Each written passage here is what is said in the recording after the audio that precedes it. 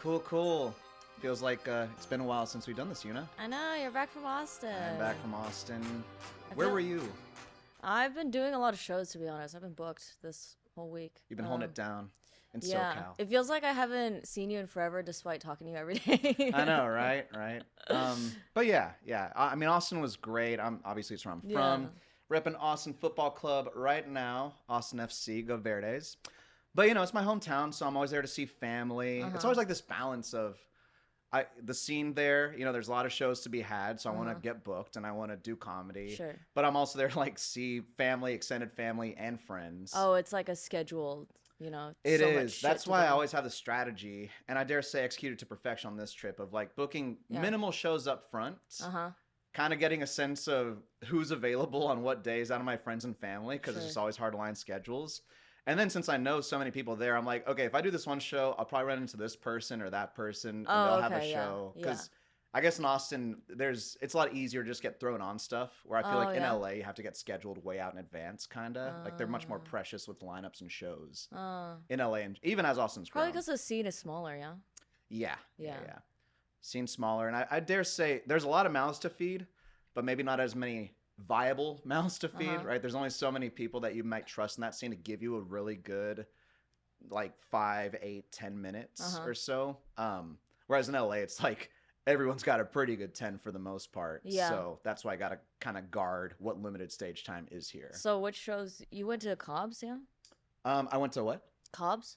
Cobb's. Or Creek, the Creek. Creek. I was like, wait, who is Cobb? Where is he? One of my I think buddies. Cobb's is in SF, yeah. Okay, all right. I was in the Cobbs of Austin, Creek in the Cave.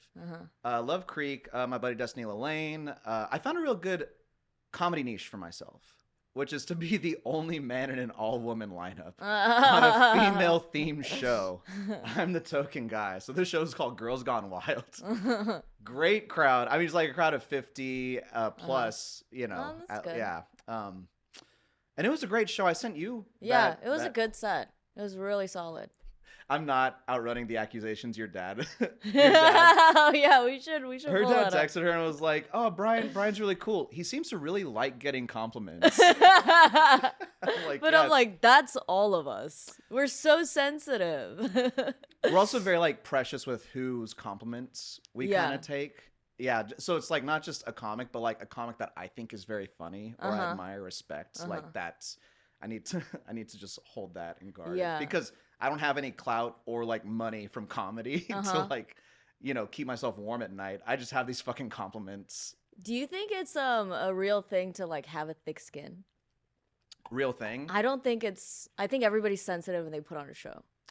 Yeah, I mean comics especially, and I love every comic I personally know. You're the best. This isn't about you, but there's this like great irony that bothers me about stand-ups, which is how much they purport to like everything's fair game and blah. Everyone's getting these jokes, and then the moment you like criticize or make fun of them or do this and that, they become just such like sensitive little bitches. Yeah.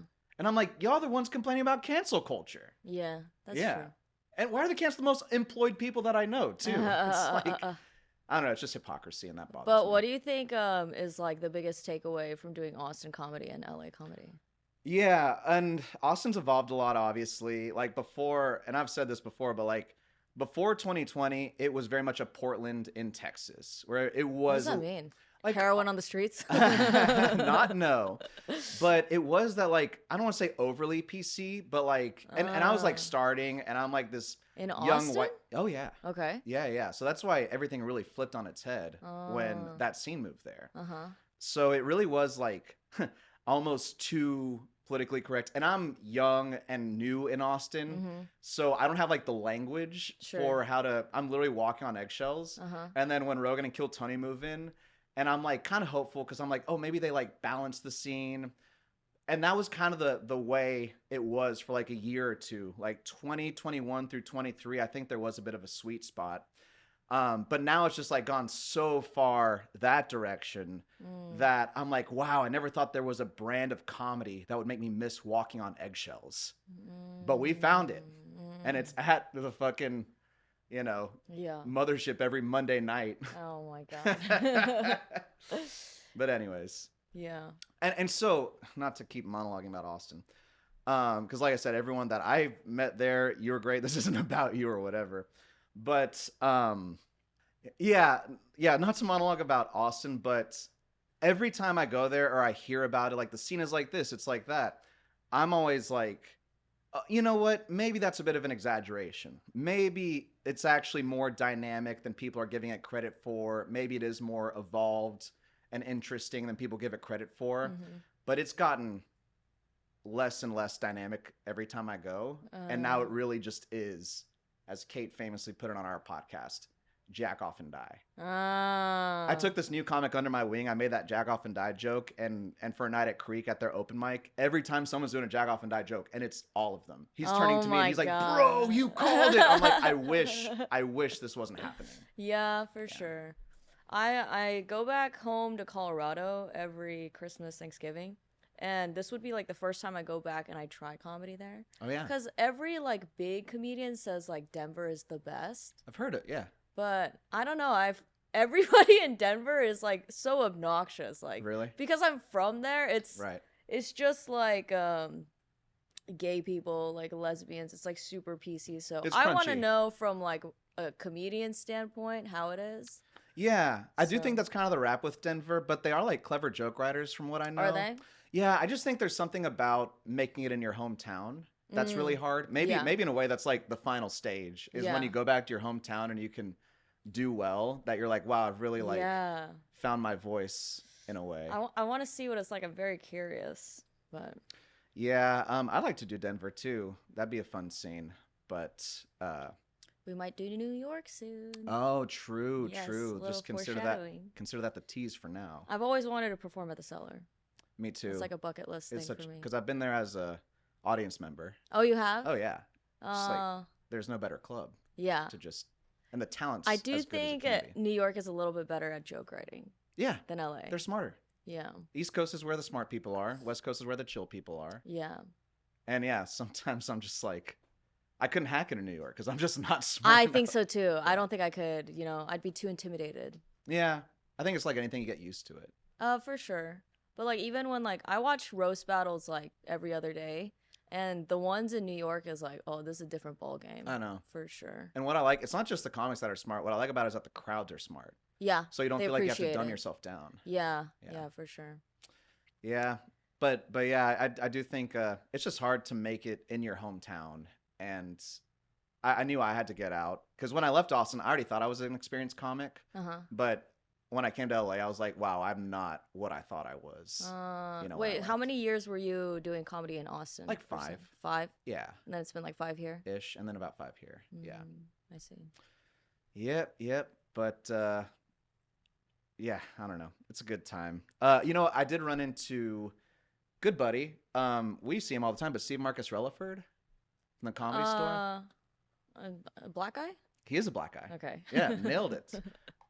We won't go any further in describing him because I don't want you to step on a landmine. Fat, skinny. That's what my dad does. He has to picture them. Yeah. But yeah, I ran into him at Creek after my show, and then we just hung out. And he's the one who like got me booked on stuff too. Nice. So I just know I'm gonna run into someone, whether it's someone who's in Austin or in from LA that just happens to be here, and we'll just kind of like hang out with each other. Oh, and I also want to shout out this kid Soli, who was like just hanging out with me and Steven. We kind of got thrown onto the show last minute, and Steven and this kid like really wants to try stand up. And so then he gets thrown into the fire in a 5-minute set because he has this story about meeting Michael Jackson as a kid, running into Jermaine Jackson as an adult. He's got great impressions. I've never seen someone murder so hard in their first time on stage. Really? When everyone's bombing. And this kid for the first time does like this polished ass Michael Jackson bit with impressions, with act outs. And I'm like, who is this kid? Yeah. And then he was kind of tagging along with Steven, getting more spots. So I'm like, this kid's comedy career literally just started. And he's already like performing at Creek and Cave. That's crazy. Yeah. Because I've never seen someone do like a good impression. They're hard. Well, and it seems kind of hacky these days. And well, that's the thing. That's kind of why I gave him props for it, because he had like a personal connection. So it's not like just a Michael Jackson joke. Yeah, It's sure. like, Yeah. I was literally a kid who met Michael Jackson. What does that make you think about? And then, and then it's like he somehow had this Michael Jackson ready to go that's timeless. And I'm like, dude, that's the closer of your first comedy special. You already have a closer, and you just started. Do I? I don't think I do. No, not you. Oh. This kid. Making about me. Automatically thinking it's about me. Yeah. But no, I did this fucking bullshit ass show. And someone asked me to do it like last minute, meaning someone dropped out, right? And okay, whenever someone sends me info about a show, I never look at whatever information they're sending. I just look at what time and where it is. And then I guess there was like a bunch of info. I get there, and then it's like I'm like 15 minutes early, and he's like, "Where are you?" And I go, "I'm almost pulling up, but okay." And then he brings out this sign, and he's like, "Okay, we're gonna go out on the street and like ask people to come to this show." And I go, "Do I really have to do that?" And he goes, "Yeah, everybody's doing it." And then like Next Time is there, and like comics we know and trust and love and respect. Yeah, and then it just like kind of clicked. I was like, oh, that's why it's constantly a packed room, because you're panhandling. Yeah. Well, you just learned what barking is. When someone says barking, who the fuck thinks begging? Yeah, when someone says barking, you get hungry. I'm not. It's 8:00 at night. I'm a beautiful woman. I'm not fucking doing that. I'm not doing that. So he's saying like, yeah, you have to do it. And I go, well, you're not going to be here. Well, you're not going to see me do it. Right. So I'm going to go get ice cream. And then I get ice cream. And then he comes back to check on me. And the manager's there. And then he sees me just eating ice cream. And then I go, oh, I guess this is the time where I should tell him I'm just going to leave. But then he's like, I don't know if I could give you time. And then he was like beating me to the punch. It's like, you're fired. No, I quit. I wanted to quit first. You can't quit. You're fired. And then I go, you know what? It's cool. Like, I didn't know that this was the gig. Like, it's totally cool. And then he's like, what do you think barking means? And I go, I don't know. What? I'm 6 months in. How the fuck would I know barking? Yeah. This is funny because you called me incensed. And you're like, have you ever heard of barking? Yeah. I'm like, yeah, you mean why didn't you tell me? Well, I didn't know that they were going to have you do that. But also, we're like, have you heard of barking? I'm like, yeah, the thing every new comic does to pay their dues. That's like a very normal rite of passage. No one has ever asked me to do this on any show ever. I've gotten booked plenty without having to do that. And then he's like, you know, we're all trying to make it here. And I go, I'm not saying I'm holier than thou. Yeah. I just don't want to fucking do it. Right. And you know, punishment fits the crime. You didn't bark, you're not on the show. That's fine. Yeah. And then I come back in the room with it. to get my shit, and there's 2 people in the room. I'm like, oh yeah, peace out. I'm not fucking doing this show. There's no shot. All that barking got. There's no fucking way. All that barking got 2 butts in seats. Yeah, fuck that show. I'm not barking for shit. This is 2026. You don't need to bark. As long as you have a following, you're good. Can I tell you something that happened when I was in Austin that was like just a real twist the knife? Because like you get face blindness in comedy. I do personally, where it's so many sad white faces. And it's like everyone that I walk into any open mic, I just have to assume I've met everyone. And some people seem familiar, but I'm like, have I met them? Have I don't? Sure. So I'm just try to be chill with everyone. And if I don't know your name, I'm just like, what up, handsome? And, you know, just try to make my way through a room. So when I first land in Austin, I go to Creek and I'm at the bar. This guy turns to me. He's like, we really missed having you around, man. And I'm like, oh my God, thank you so much. And he's like, oh, I don't know who you are. I'm actually just kidding. He got you good. Oh, he got me real good. Because obviously there, I'm like, oh my God, this is my home scene. Like, your heart skipped a beat a little. I must have had some profound impact on this young man. And he turned to me, he's like, oh my God, Brian's here from City of Angels. We missed having you in town. We've been waiting for you. I'm just like, oh yes, my child. You know, blessing him as the church. Yeah, I was kidding. I think I got a free shot out of it though, because the bartender felt bad. Secondhand embarrassment. Yeah, I was just like, did you see what happened? And I broke it down for her. She's like, ooh, yeah. I was like, don't stop till I say stop. Leave the bottle. Yeah. Speaking of, I was handed this gift when I was in Austin. Okay. And we're the children of immigrants. Yes. my mom is from Cuba. Uh-huh. And growing up, she had what I called a certain Cuban rage. I mean, every Cuban has it.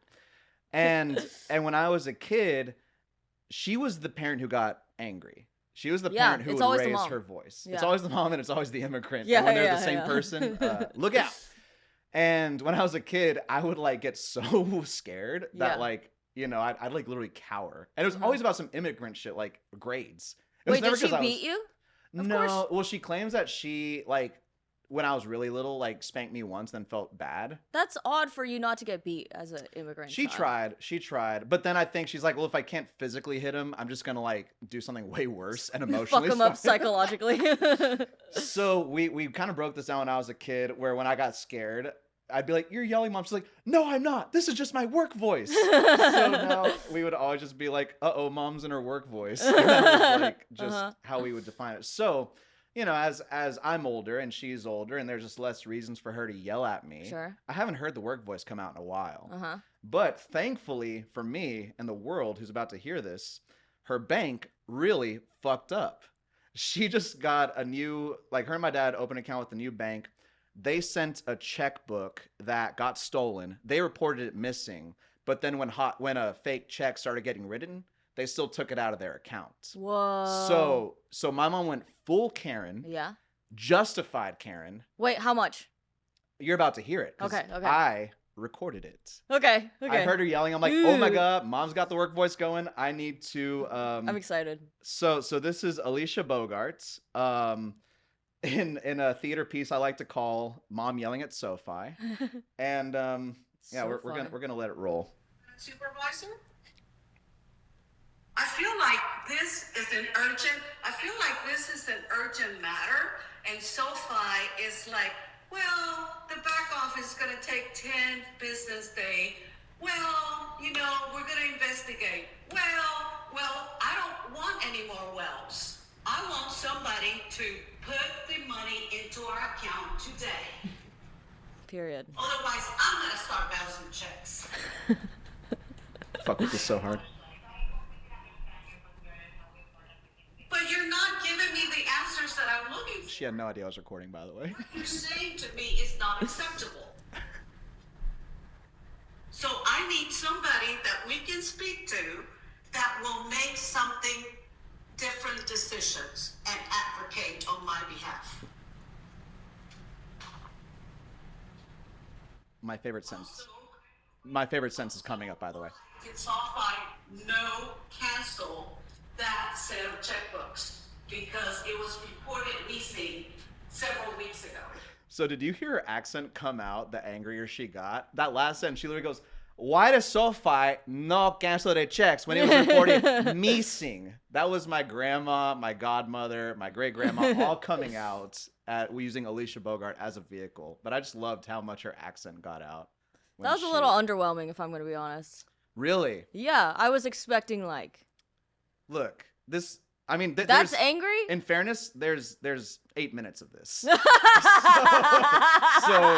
yeah, this was a snippet. Okay. Where she goes for a while. Like I caught her in the middle of it, and even after recording, it kept going. That's funny. So not bad for and she has very good English though. Yeah. I mean, she immigrated when she was 12. Oh, okay. So, but yeah, I just was so excited to hear her just go full-blown Cuban Karen mode. And there's nothing better than being a justified Karen. Dude, now I want a moment like that with my mom. Because my mom gets scary too. Dude, I would love to see that. Yeah.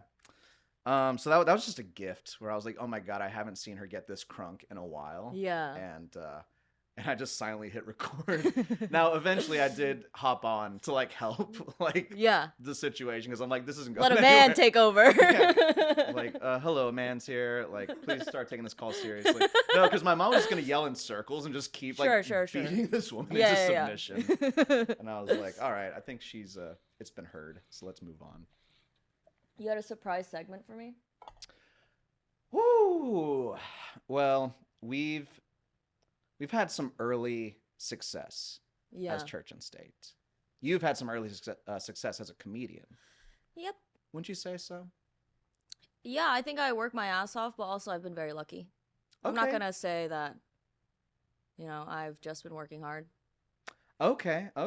So, you haven't gone unnoticed in the comedy scene. Our podcast hasn't gone unnoticed within local LA circles and whatnot. Yeah, it's honestly so nice. Like, people come up to us and be like, oh, I love your podcast. Next time said, I didn't know you were that feisty. Just call me a bitch. It's okay. And it's kind of my job to bring that out of you too. Yeah. Like, I feel like I'm there to like push certain buttons. Sure. So I was chatting with a local LA comic. We were DMing one another. Uh-huh. And he, she, they texted me this about us, the podcast. And I just want to read this out loud. Wait, do I know who they are? You know this person, but I'm not going to say who it is. Why? Okay. So this person wrote, also, who is Yuna Pahk? I feel like I first heard about her 2 weeks ago, and now she's at the woods filming people, has a pod with you, gets up for potluck. This person low-key just spawned out of nowhere, it seems. Put a gun to my head and tell me I'm wrong. Don't get me wrong, she gets hella views, but is this an industry plant? First of all, I've never gotten up at potluck. Maybe, I don't know. Maybe just Who is it? Now I'm so curious. Don't worry, there's more. Okay. I said, yes, she's my industry plant. And then we riff a little bit. And are you ready for how I defined who you are? Sure. TBH, she's just some comedy fan who thought she'd try it. And since the internet is full of gooners, her mid-comedy reels get mad attention. Okay. I was hoping you'd find that funnier. I was like, but then said all the gay stuff, like, you know, she's funny, blah, blah, we work well together, all that stuff. Now you're just mad. No, I'm not mad. Okay. I think a lot of people assume that. Yeah, that you're a plant? No, that I'm just like maybe gaining popularity because of my looks. And I would, you know, I'd get on you for that more. Or I would just like feel a certain way about it if I didn't see, and I hate having to say this, but if I didn't see how hard you actually work and how much you like comedy, and that makes me not judge you as harshly for just... But, you know, I don't care. I know. I really don't. This is like the most fun I've ever had in my life. Like, the time that you have like before you start comedy, you're kind of like, what was I doing? Mm-hmm. Why did I do it earlier? This is so much fun. And it's more purposeful in your life. Yeah. It does give me something to like always look forward to. Yeah, because I'm like, I could stay home or something really fun could happen and I could get a bit out of it. Yeah. Well, that's cool. I just wanted to share that. You have to tell me who it is, though. I will, off camera. Just say it, we'll bleep it. Okay. I want to see your face when I say it. Are you ready? Yeah. I did tell him that I wasn't going to say it, though. Do it. I don't even know who the fuck that is. Who is that? You said he, she, they, so I'm like, who's gay? Who's gay? I was just trying to obscure any identity giveawayers. Okay. Which include gender, even though 9 times out of 10 it's going to be a dude. That's a very dude message, right? Is that a compliment calling me an industry plant? I think so. Because it means you're getting noticed. Are industry plants real? I don't think they are. Yeah, of course they are. Really? Yeah. Yeah. I mean, the definition of it can be kind of broad. Sure, yeah. But if we were to break it down. Yeah. So I do think there's plants that get discovered and then planted. And then there's people who are just like day one, you know, nepo. But what are these blah. auditions for? They just pick hot people? Do they just what? Like if an industry were to pick a plant, they just pick hot people? Or someone who's going to toe a certain line. Someone like malleable? Exactly. Yeah. And probably someone who has some kind of like connection to someone in the biz. So it's nothing. Like, what's that? I know. No, I'm like, she's the least planty plant. Like literally when I started, I had 400 followers. No, I think you're like an algorithm plant. Yeah, I don't think you're an industry plant. You're an algorithm plant, which is actually positions you better for the direction entertainment. But I have been watching like at least 2 or 3 videos a day on like how the algorithm works. Yeah. Because it is like I think there's an answer. It's not just like That's why I Talent, can't- sure, Yeah. but there's a way to do it. After working my whole fucking life on the talent part, There's you a know, it's cheat like, well, I just code. watched some YouTube videos and. No, really. No, I know. That's why I can't be mad. And this is why we complete each other. Yeah, whatever. Blow me.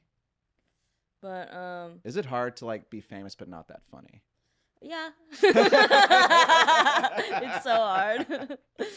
No, but I feel like I've just been booking more than I can handle. Yeah. Like I had all these shows and I feel like they're not like I want to like kill, but they're just mediocre. Go ahead, yeah. And like the shows themselves are like you think? Like my material. I think because I don't have enough time to work on them. Yeah. And write and because I am prioritizing this podcast because it's like more fun. But I can't lose sight on the goal. No, you know? I don't think you are. No. Okay. So quit. No, definitely not. I mean, we're about to do a show after this. Yeah, that's true. Yeah. No, I mean, we're literally about to do a comedy show right after this. I know, but like it's all like the shit I'm doing is new material. It's not that I say new. So it's not gonna go well. Well, one of them, like the first 3 minutes are like an old joke that I'm refurbishing. Okay. And then one is kind of new, but I like it. Welcome to the game. Yeah. Refurbishing bits, sprinkling in some new ones. Yeah. You know. Because I'm giving myself a timeline. Like in 2 years from October, which is when I started, I want to do like a 45-minute on YouTube. Okay. Yeah. By next October? Or by next October. Yeah. So this is what I was going to ask you, actually, because I know that your ultimate goal is like comedian, Netflix special, etc. In terms of timeline or like feeling ready, you know, because we talk about that too, is like trying to jump on opportunities before you're ready. Like you were trying to get on this one show. You asked me about it. And after talking, you're like very politely, you're like, are you just trying to politely tell me I'm not ready for this? And what show? The Hambone one. Oh, yeah. And so, yeah, how ready do you feel? Like, when do you think you'll be ready? You kind of just said by next October you want to do at least 45, but I had my own thoughts about that when I was coming up. I just don't know how you feel about your own preparedness or what that trajectory looks like. I think I just need to write more. It's not that. I think like I have a solid maybe 15. But you've yet to do a 15 fully though, right? I've done 15 before, but anything more than that would be tough. Yeah. So just building on that. So yeah, you know, I've been doing like acting and or stand up for a lot of my life, and I think I just like wasn't mature enough, or like you want something but you don't actually know what it means to like work for it or like achieve it, or when the lights are on, like what are you actually gonna do? So I'd had this recurring dream where it's like I got the big role, I was leading this play, or I was like the star of this big movie, and I don't remember rehearsing at all. I don't remember what movie or what play I'm doing, but I show up to set or I'm on stage and all the lights are on me and I don't even know what play I'm doing. So it's like I forgot all my lines or didn't even know my lines to begin with. And that was definitely my subconscious being like, dude, even if the big one came, you're not ready for it. And like a few years ago, maybe like 4 or so years ago, I stopped having that dream. Like 4 or 5 years ago, I stopped having that dream. And I feel like... You gave up. And I quit comedy because of it. No, that was, I think, internally being like, I've worked hard enough to where, yeah, if that something like that came around, I am ready for it. And I just don't worry about what happens if I'm handed that opportunity. I do think I should focus on smaller wins first, like doing a don't tell. I think that would be a good warm up. Totally. But it's just like you have to set like unreasonable goals. Yeah, for the long-term vision. Yeah, like my brother, he's like working on his own startup. Right. And we talk about like you have to have like unreasonable optimism, but also like hate yourself a little. Yeah. And that will balance out. That's the Korean in you. Is it? Like once they hate themselves. I do think Koreans are silent sufferers. Yeah. Yeah, silent sufferers. Asians in general, I'll say. Yeah. But like, yeah, I think there's a fine line between internally pushing yourself and critiquing yourself and being honest with, you know, what you're doing and what you have to do to get to where you want. There's a fine line between that and then just like self-loathing. I think that's just the mentality of a comic, though. Mm-hmm. I think it's like 90% I suck, 10%. You know what? I'm okay. And here's your full circle moment. That's why I care about compliments from comedians that Yeah, I me too. respect. Me too. Yeah. It feels so good. And every comic does. Yeah. Because we're all just fans. I think everyone does though, Yeah, to a degree. Yeah, I think so. Yeah. There are some people who just like nothing. I'm like, is there a person in there? But that's them. That's how they operate. Let's talk about the roast battle. Which roast battle you want to talk about? The Sylvia one. Okay. Yeah. I want to hear your thoughts. Because you saw, to prepare for your battle with me. Yes. This August 18th? Something like that. Sure. We'll go with 18th. Yeah. It's a Tuesday. You'll figure it out. You've been watching a lot of my roast battles on the YouTube channel. And you came across one against Sylvia de Anda. Yeah. Love her to death. Great comic. She was on the latest season of My 600 Pound Life. She's not even here to defend herself or roast you back. Right now. That one just came to me. I'm sorry. You fucking bitch. I'm sure you're fucking hilarious, even though you lost. Oh, well, okay. So you saw this battle. Describe how the battle went down in your estimation. Dude, I replayed it like 10 times because it was crazy. Like, well, say the joke. Well, we'll say like kind of the context of the whole battle, like what went down, and then we'll kind of break down, like what happened in the battle, the big picture of it. Fat jokes. Okay, so it's me and Sylvia, or like how did the battle go down, and then what happened during the judging portion, and then what was the results? Oh, I don't remember that part. Okay, so it's just that moment, huh? Yeah, because when you said it to me initially, I was like, "That's crazy," and because you said that in that moment you could feel the room and them laughing way too hard at like how fat she is. So yeah, the long story short of like how this battle went down was Sylvia and I, we had this roast battle. She's bigger, so she does roast battle. She gets a lot of fat jokes. And I'm like the whitest white boy who ever white boyed, and gay little twink guy, whatever. So we all have our jokes about what our niches are. And something about, we talk about the fine line between like what's a joke, are we laughing with someone or at someone? Yeah. And I had this joke, there's a lot of fat jokes, right? But there's one who's like, hey, everyone give it up for Jenna Ortorta. She played Wednesday, Thursday, and Friday Addams. Great joke. Objectively great joke. Great joke. But I want everyone to laugh really hard, right? Yeah. But they laughed at this octave for this length of time, the applause and everything, where I was like, they're almost laughing a little too hard at that. And I could see your face go like, oh, shit. Give it up for Jenna Ortorta. She played Wednesday, Thursday, and Friday.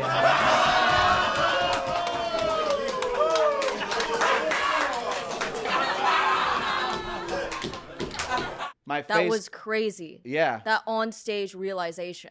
You saw it, and I told you, this is the moment where I felt like I was kind of mad at the crowd for laughing too hard, or like it felt like a mean... Because I'm like, yes, it's a good joke, but I feel like why they're laughing so hard is because they're looking at Sylvia. They're like, oh, this fat bitch. Yeah, exactly. Yeah. And the thing is, she doesn't care. Yeah, but it felt mean. Yeah, but to me, I'm like, oh, I'm kind of mad at y'all for how funny you found that. And you saw this look on my face in that moment, and I said, this is where I had that realization, and you saw that and like rewound it 10 times because you're like, damn. It's crazy because I never would have thought of that because I'm like, you guys know what we're doing. You know what we're signing up for. It's supposed to be mean. Yeah. But I just never thought it would be like, maybe this is not it. And that's why it's not anything Sylvia did or how she reacted or anything. It's literally, I was just like, dang, y'all, you found that too funny. It was why Chappelle quit Chappelle's show, where he's like, I feel like they're laughing for the wrong reasons. I'm doing a blackface sketch, and there's this Chad in the eyes. I was like, oh, yeah, blackface. Yeah. And he's like, I'm not doing comedy for... I'm not doing You're not comedy taking for it you the right way. to laugh at it like this, Which is a weird thing to police, but you just know it when you see it. Yeah, like, it's not the same, but it's in the same breath of, like, this isn't what it is. I went to Roast Battle this past Tuesday. I'm always there. But there was... First of all, careful. You don't want people to know where you are on a Tuesday night every Tuesday. You're my bodyguard. It's okay. Yeah. But at least you're hiding behind in the green room. There was this battle with this lady. I don't remember. She sucked. But her opponent was late, so someone else just stepped in, and they were just like doing improv, which was fun to see. But then right after they did their improv battle, then the guy shows up, and then he's like, "Oh, I'm sorry. I was headlining at the Hollywood Improv." And then one of the judges goes, "You mean headlining or going last? Because those two things are different." And it was definitely the latter because his jokes were fucking awful. Oh, yikes. And it's fine. People have bad jokes. It's okay. It's not anything new. But then the judges are railing on him. And this guy looks like he's about to cry. And then he's going like this. And like I could see his eyes watering. This is the guy who was late, though, right? This is the guy that was late. And then I'm trying to have sympathy. Well, I knew he was really like getting his feelings hurt when he was like railing on the judges. Like, I haven't seen anything or heard anything funny come out of your mouth. And then he goes, "Who the fuck are you?" and shit like that. And I was like, "Oh, you're upset." Yeah. But this is, you should know what you signed up for. But also, it's like hard to watch someone genuinely like take it like personally and bad. Yeah. So I guess the only reason why I have less sympathy is because he did sign up for roast battle. Sure. And then was late. Yeah. But yeah, no matter like how they got there, and I'll like kind of give him shit for that, I guess. Yeah. But then yeah, no matter what, it's like watching a dying animal. It's like watching a baby antelope get eaten by a fucking cheetah, where you're just like, oh no, I can't do anything about it. Yeah. They're picking apart of the carcass. Yeah. And I'll bet as he's telling the judges, like, I haven't heard anything funny you said. They probably said some shit after that. Oh yeah, they ripped him apart. At. It was just rough. I was like, well, so you can't set yourself up for failure like that, too. Well, I just think it's also like, if you're gonna be a comic, you have to be good at roasting. I've asked so many comics to do roast battle with me, and they go, "No, that's not my thing." I don't give comics shit if they don't care to do any really. roast stuff. Yeah. I think it's like a different like. I think it's a good muscle to exercise. Yeah. But if it's not your thing, I don't really like blame you. I'm like, you're not a comic because you can't do roasting. Well, I say this because on Funny AF. Oh yeah. There was. Don't say it. Well, go for it. We can always fix it in post. But also, it's pretty well known. There's a segment for particularly roasting. Yeah. Because they roasted Marshawn Lynch. Yes. Yeah. And then one of the contestants said, "Oh, it's not for me. I'm gonna drop out of the fucking show. I'm not even gonna try. Right. I'm just gonna not do it because it's not my voice as a comedian." I go, "You're not even gonna try?" I think people speculate. This is on Netflix. I think people speculate that it's because they already had another opportunity lined up, opening for a very big comic. I don't know. This is Netflix, dog. Like. No, I know. It's one show. But theoretically, we all know who it is. But theoretically, would you rather be like on a competition on a Netflix show where you might get kicked off the next week, or open for John Mulaney on the road? I would rather do something that's going to be on forever. Something that I know I have an opportunity to spread the word. Yeah, it's tough. I don't blame her for. I mean, I don't like especially because so many people work so hard, and then you're given this chance, and then you kind of justify it that way. So I'm not trying to come at her too hard for that. Maybe just like the optics of it aren't great because. Yeah, I don't know the full story. I just think that's true. That's just what I heard was like, oh, she's already got stuff lined up, so it's a good excuse to do that. And who the person that they opened up space for fucking crushed it. Yeah, that's true. I forget his name, but he was great too. So I'm glad Ron that it all shook out. Yeah. Thank you. No, that's who won, right? Yeah. I'm talking about the guy who was like the first man out. That because she dropped the white out. guy. He was black dude, right? Yeah. He had this orgy story, I think. I think so. But yeah, but yeah, he was hilarious. And so I was like, ultimately the right people went through. Yeah. I think it's like also maybe because I really like roasting, so if someone is like not about it, I'm like, oh, you just can't do it. I'm grateful to roasting and roast battle at the Comedy Store and RBL in general, just because it's a very accessible way to get stage time. Yeah. And the reason why it's because it's fucking tough. It is. So you do set yourself up for failure just by signing up. So it is the kind of thing that could like knock you down a peg. Mm-hmm. Like not all stage time's created equal. You can take a step backwards by doing comedy at the store. And it's if you fucking bomb or beef it or like just no one likes you and blah, blah, blah. So you're doing a risk every time you're doing it. Yeah. But I'm grateful that they've given me a lot of early opportunities, not just roast, but also if they like you as a roaster, they'll give you a chance as a comic, as a warm-up comic and to host. So I'm grateful, and it's been my foot in the door to do more time. Me too. Like it's any excuse to be there. Yeah. And be like a familiar face. Yeah. Yeah. Speaking of which, we have that roast coming up on, I guess, August 18th, we'll call it. You're trying to get us to do a roast battle at the Comedy Cellar in New York. Yeah, because it's one, it's a good marketing thing. Yeah. If we can show that we can just roast each other forever. True. And it's good How to many promote the Asian pod. jokes can a fella come up with? It'll be more of a challenge for me, but it'll be True. fun, Yeah, you know? Yeah. And yeah, like I know some people in New York that can get us on like actual shows. I love so that. All around, it'll just be like a good All my New York friends have promo. kind of moved to LA too, so I'm excited to reintroduce myself to the talent out there that I don't really know. Yeah. Because I feel like there were at least a few people I could hit up in Uh-huh. the last few years, but they're here now. Yeah. So yeah, I don't know a lot of people there, but I see clips and I'm impressed with the scene out there. So Yeah. Yeah. For What's sure. wrong with the big dogs. Yeah. Please cut that part. That was so good. Please. I really need like the tightest 10 of my life before that because I'm shooting for September for us to go there. Yeah. That's crazy. That's also super soon. Yeah, but I think I work best under pressure. Yeah. Yeah. Yeah, that's true. So, should we read my dad's messages about you? Or Actually, yeah. Yeah, go ahead. Go ahead. okay, yeah. My dad is very supportive Yeah. and he watches every episode. Aw. I need to tell you about how my parents' relationship with the podcast too. Really? Yeah, because they're so much more distant. Wait, you go I'll tell first. Okay, so I guess my parents have been watching me do acting, comedy, Embarrassing and stuff. yourself, yeah. Yeah, they've seen me embarrass myself for a long time. And I've had successes over the years. I've had podcasts. I've been in, commercials, movies, blah, blah, blah. And so they're kind of like used to whatever Sure.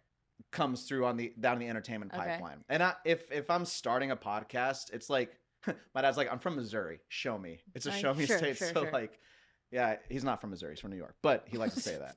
He's a wise guy. But yeah, if I'm thinking about starting a project, I'm not going to waste their time with that. Not unless it's really hit. Not unless something, and I didn't even tell them about it, the podcast, but my mom's just like, so I see you are doing clips with an Asian woman. Is her name Olivia? Yeah. What is it with these Asian women, Brian?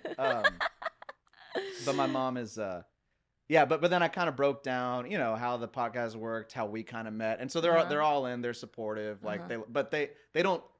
I think they've just seen clips. I don't think they like watch the episodes or anything like that. They just kind of That's most people, yeah. Yeah. But they're just like, oh yeah, it's nice that Brian's doing that. We'll see what comes with it, down the road. But I think your parents take a much more active role in following our podcast. Yeah, because I'm like my nickname as a kid was the newspaper. So I just tell everybody everything. I like to share news. That's cute, actually. But yeah, my dad has been watching every episode and giving me notes on it.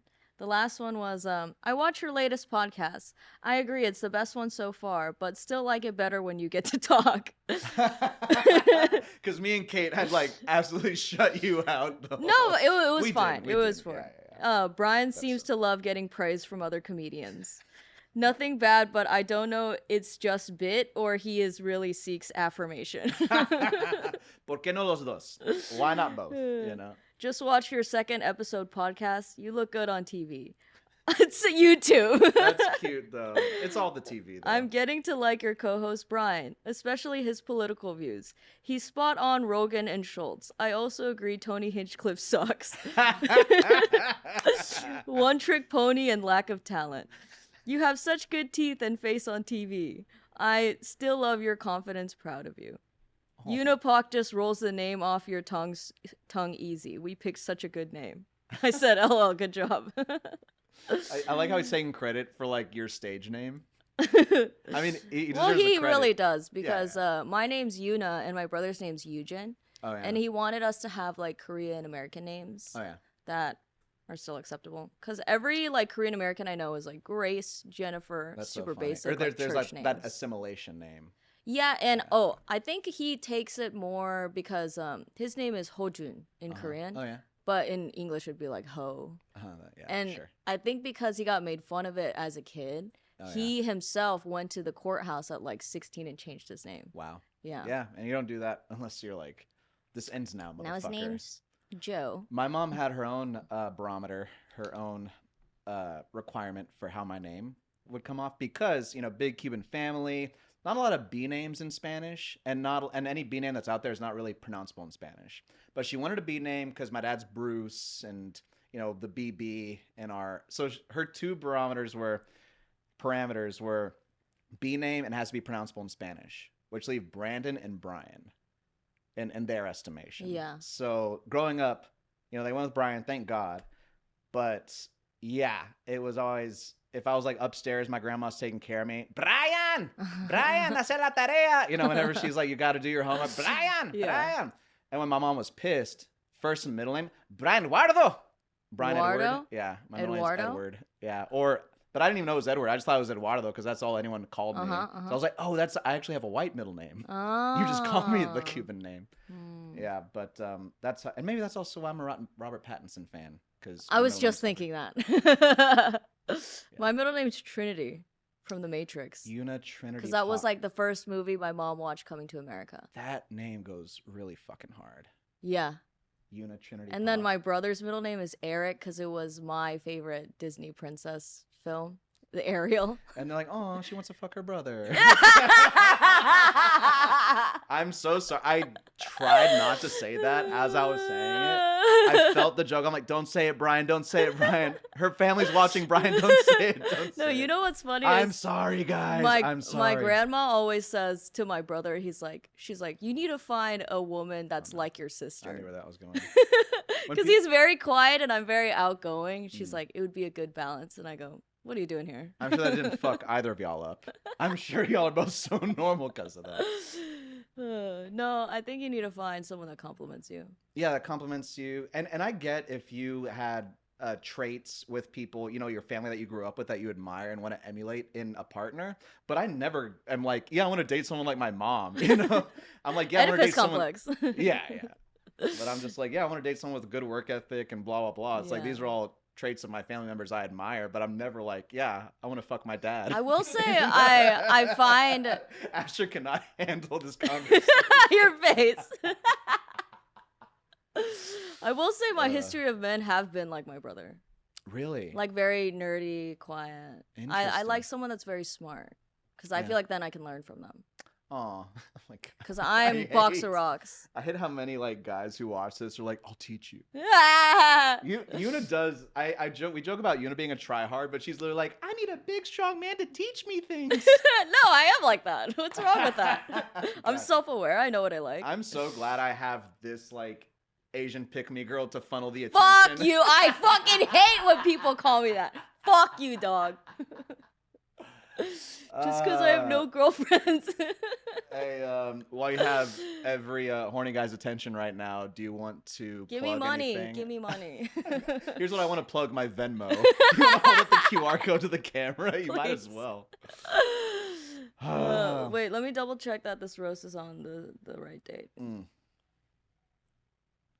Yeah, you're right. August 18th. I'm so fucking smart. Even though you asked me when it was like 3 times, but I had it right. You're right. I'll give you that. Also, I don't know if like knowing what date a show is makes you smart. Yeah. I think there are other I just have so many parameters. Well, this has been fun. This was fun. Yeah. Follow us on Instagram. I'm at brian.bogart or at brian.bogart. I'm Yuna Pahk everywhere. I'm original and no one has my name. Hell yeah. Church of State Podcast. We love you guys. Bye. See you on the next one.